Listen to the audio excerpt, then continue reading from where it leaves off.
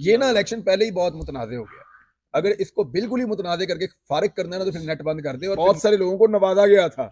वो जो नवाजे हुए लोग थे, वही लोग इमरान खान को छोड़कर गए थे। इस मरतबा तो टिकटें भी सारी इमरान खान ने खुद दिलवाई। को नोटिस और दर्जी वाली मिसाल, ये कहानी बता दें जरा। तो यार मैंने तुम लोगों को वैसे ही कहानी सुनाई थी वो। लेकिन ये अगर इलेक्शन होते हैं ना, तो फिर तो इमरान खान की हुकूमत बन जाएगी इस मुल्क में, अगर तो इलेक्शन होते हैं। और अगर जबर एक्शन जारी रहता है, तो फिर भी पीडीएम का एक मतंजन तो बन जाएगा। देखें, ये आज़ाद उम्मीदवार जीत जाएंगे। लोगों को पता है कि किसको वोट डालना है, इंतखाबी निशान क्या है और कैसे डालना है। ये अगर फैसला बिल्कुल इलेक्शन के करीब जाके आ जाता तो शायद मुश्किल हो जाती। पाकिस्तान में जो है वो अदम बर्दाश्त की सियासत जो है वो परवान चढ़ रही है। आज हमने देखा कि हमजा शहबाज पर जूता फेंका गया, इससे पहले इरफान कैसर शेख हैं, उनको पत्थर मारा गया। क्या समझते हैं कि आवाम को उनका जो हक राय दही है वो नहीं दिया जा रहा, या आवाम अपने अग्रेशन या अपने गुस्से का इजहार कर रहे हैं? देखिए, ये दो तरफ की चीज़ें हैं, लेकिन फिर भी पहले तो इसकी मजम्मत होनी चाहिए।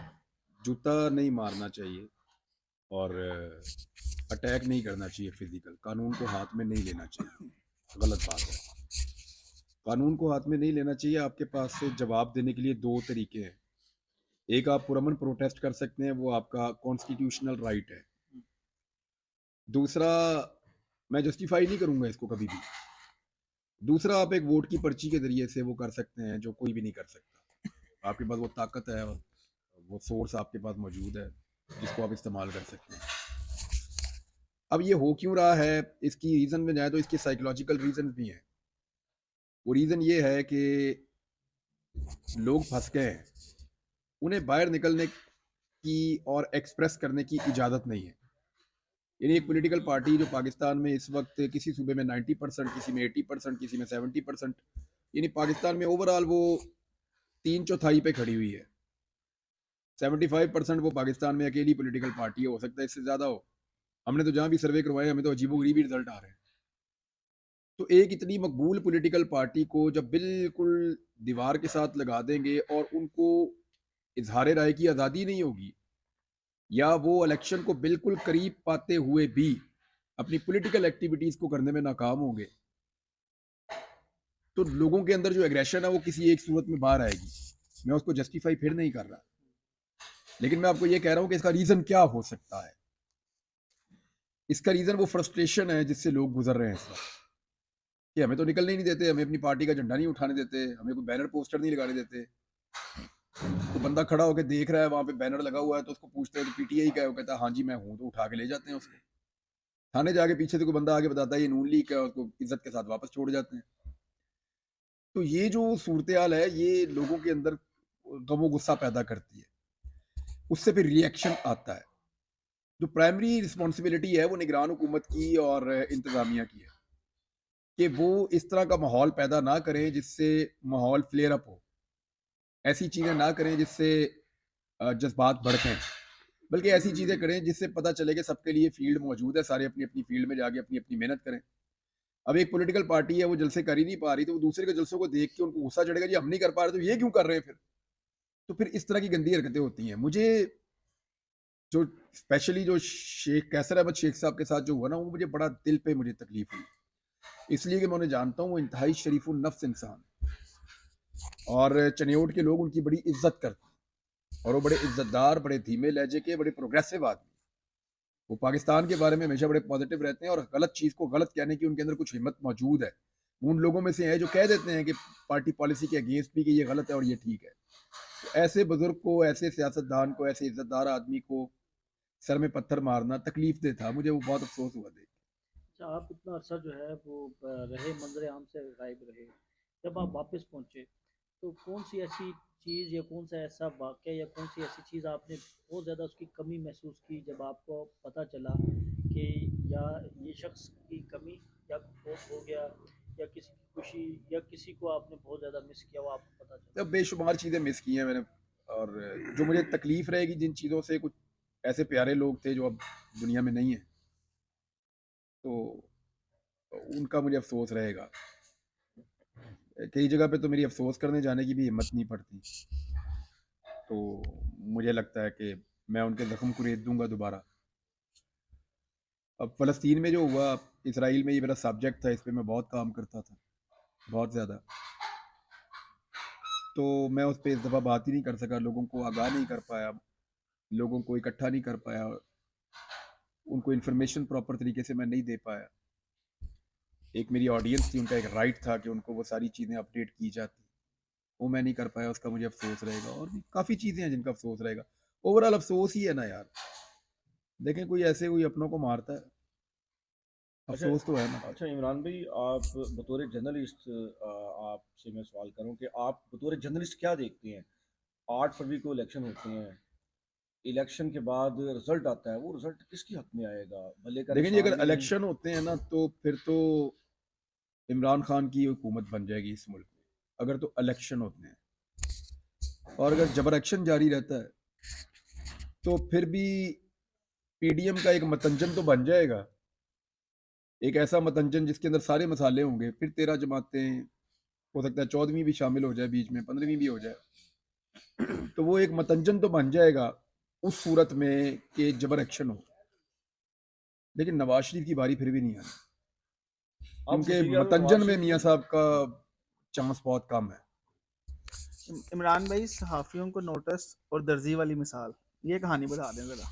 तो यार मैंने तुम लोगों को वैसे ही कहानी सुनाई थी वो वो बड़ी लंबी कहानी है, वो फिर किसी वक्त मैं सुनाऊंगा। लेकिन ये है कि ये जो सहाफियों को नोटिस हुए थे, इस पे कोई चीफ जस्टिस ने कहा है, उनको एहसास हो गया कि ये ज्यादती हो रही है और हमारा हक है कि अगर हमें लगता है कि किसी अदलिया ने या किसी अदालत ने एक ऐसा फैसला किया है जो हमें लगता है कि इंसाफ के मुताबिक नहीं है, तो हम उस पर अपनी राय दें।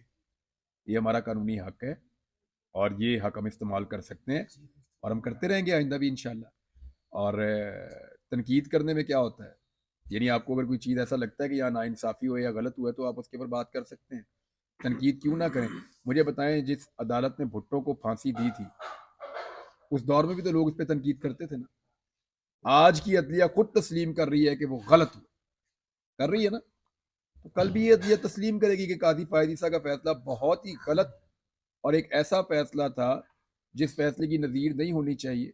एक शर्मनाक फैसला था जिसमें एक सियासी जमात से और उसके करोड़ों वोटर से वोट डालने का हक ही छीन लिया, उनका बल्ला ही छीन लिया, उनका वो इंतखाबी निशान ही छीन लिया। अच्छा इमरान भाई, ये बताइएगा कि सारी सूरत हाल आपके सामने है इस वक्त मुल्क में जो चीज़ें चल रही हैं, अगर इलेक्शन इसी तरह होता है तो क्या पीटीआई सीटें निकाल सकेगी? क्या केपी में आपने देखे हैं पीटीआई के जलसे, तो क्या वहाँ पर कोई पीटीआई अपसेट करेगी या पंजाब में करेगी, अगर यही माहौल रहा तो जो आज है? देखिए, ये आज़ाद उम्मीदवार जीत जाएंगे, लोगों को पता है कि किसको वोट डालना है, इंतखाबी निशान क्या है और कैसे डालना है। ये अगर फैसला बिल्कुल इलेक्शन के करीब जाके आ जाता तो शायद मुश्किल हो जाती। अब जो मैंने इन्फॉर्मेशन इकट्ठी की है ग्राउंड से, पीटीआई ने अंडरग्राउंड काफ़ी वर्किंग की है और अपने वोटर को, अपने सपोर्टर को ये बताया कि हमारा इंतखाबी निशान क्या है हर हल्के के अंदर। इससे दिक्कत ज़रूर होगी, प्रॉब्लम होगी, कुछ फीसद तक फ़र्क भी पड़ सकता है, लेकिन टर्न आउट अगर ज़्यादा हुआ तो ये आज़ाद उम्मीदवार बड़े तगड़े हो जाएंगे। और ये जो तासुर है ना कि आज़ाद उम्मीदवार बिक जाएंगे या इन आज़ाद उम्मीदवारों को काबू कर लिया जाएगा या ये आज़ाद उम्मीदवार पार्टी बदल लेंगे या दूसरी पार्टियां ज्वाइन कर लेंगे, तो देखें पूरी ताकत और पूरे जोर के बावजूद, जब पूरी ताकत और पूरा जोर मौजूद था, जब इमरान खान भी कदरे कमजोर था, उस वक्त भी ये एक हमारे कैमरामैन को बहुत हंसी आ रही है वो असल में अदर साहब ने अदर सलाम भाई दिया का ना। जो सलाम था उसमें, उस सलाम में इतनी जान थी, यानी मेरे जैसा बंदा ना 4 किले खा के भी इतना सलाम नहीं कर सकता। इमरान भाई, पंजाब में परवेज इलाही की नहीं, मैं जो वापसी हुई बात है। आपसे कर रहा था वो ये कह रहा था कि ये जो तासुर है ना कि ये बंदे पार्टियां बदल लेंगे और ये आज़ाद उम्मीदवारों को खरीद लिया जाएगा, काबू कर लिया जाएगा, तो ये आसान नहीं होगा। उसकी मिसाल ये है कि जब इमरान खान की मकबूलियत कम थी तब पंजाब के गलबन 170 के करीब बंदे थे इनके, उसमें से बमुश्किल 20 बंदे तोड़े जा सके थे, यानी तब भी 10% से ऊपर का डेंट नहीं डाल पाई थी, यानी 10-12% का डेंट उस वक्त डाला गया था जब इमरान खान मकबूल नहीं था। और उस वक्त वो जो टिकटें थी 2018 वाली, वो भी इमरान खान ने नहीं दी थी, याद रखिएगा, ज्यादातर इमरान खान ने दी थी, लेकिन उसके अंदर बहुत सारे लोगों को नवाजा गया था। वो जो नवाजे हुए लोग थे वही लोग इमरान खान को छोड़कर गए थे। इस मरतबा तो टिकटें भी सारी इमरान खान ने खुद दिलवाई हैं। मामला ये है कि ये सिर्फ लोगों को मुतनफ़र करने की कोशिश है, ऐसा होगा नहीं। ये लोग इमरान खान को छोड़ के नहीं जाने वाले। उसके लिए भी कोई नया तरीका, कोई बहुत बड़ा, कोई हैवी किस्म का वार किया जाए तो किया जाए, वरना जो हालात हैं उनमें लोग अब पार्टियां छोड़ने की पोजीशन में रहे नहीं। स्पेशली जो इमरान खान को छोड़ेगा वो फिर रिक्शा चलाएगा। इन हालात में तो ये लेकिन लगता है। पंजाब वाले में जो वापसी है- हुई है परवेज इलाही की, सुप्रीम कोर्ट ने इजाजत दी है, तो आपकी नजर में पंजाब का आइंदा चीफ मिनिस्टर कौन होगा? डिपेंड करता है, अभी तो इलेक्शन है। इलेक्शन होने के फिर देखते हैं। इधर तो कोई 10 के करीब चल रहे हैं। पार्टियों के अंदर हर बंदा समझता है कि वो वजीर आला बनने जा रहा है। पीएमएलएन के अंदर भी इस मरतबा पहली मरतबा ऐसा हो रहा है कि पार्टी के अंदर भी 2-3 लोग ख्वाब देख रहे हैं कि वो वजीर आला बन जाएंगे। अच्छा, हैरत अंगेज तौर पे एक पॉलिटिकल पार्टी है जो ग्राउंड पे कहीं भी नजर नहीं आ रही है। आप सारे भी ग्राउंड पे फिरते हैं, किसी को नजर आई हो तो मुझे बताएं। आईपीपी, वो ये सोच रहे हैं कि उनका वजीर आला बन जाएगा। वैसे वो बनाई वो बैठे हैं। क्या क्या है, वो क्या सोच है, वो क्या सोच ही रहे- सोच है वो। उनका वजीर आला बन जाएगा भाई साहब। अच्छा नहीं, शरीफ मैं- खानदान मैं- में मैं- अगर- जो शाकिब है भाई, आप शाकिब कह भाई, रहे हैं कि तहरीक इंसाफ का दिन है और उस दिन लोग निकलेंगे, लेकिन एक हिकमत अमली में ये सामने आ रही है कि उस दिन नेट बंद कर दिया जाएगा और डिजिटल मीडिया के वाले से पीटीआई ने अपना पूरा वर्क ये ना इलेक्शन पहले ही बहुत मुतनाज़ हो गया। अगर इसको बिल्कुल ही मुतनाज़ करके फारिग करना है ना तो फिर नेट बंद कर दे, और फिर नेट बंद हो जाएगा तो अभी दोस्त बता रहे थे कि फिर वो आरटीआई भी बंद हो जाएगा। जिस सिस्टम के जरिए से इंफॉर्मेशन पहुंचती है और जिस सिस्टम के जरिए से पूरा रिजल्ट अनाउंस होता है वो भी इंटरनेट से ही चलता है, वो भी बंद हो जाएगा। तो अगर वो बंद हो जाएगा तो फिर रही सही कसर भी निकल जाएगी। फिर ये इलेक्शन नहीं होगा, ये जबर एक्शन प्लस हो जाएगा। इमरान भाई किसी के पास अच्छा, ये जबर एक्शन का मैं जरा फीडबैक दे इमरान- दूं। इमरान मीर साहब हैं हमारे बड़े सीनियर जर्नलिस्ट, ये उन्होंने ये नाम रखा था जबर एक्शन।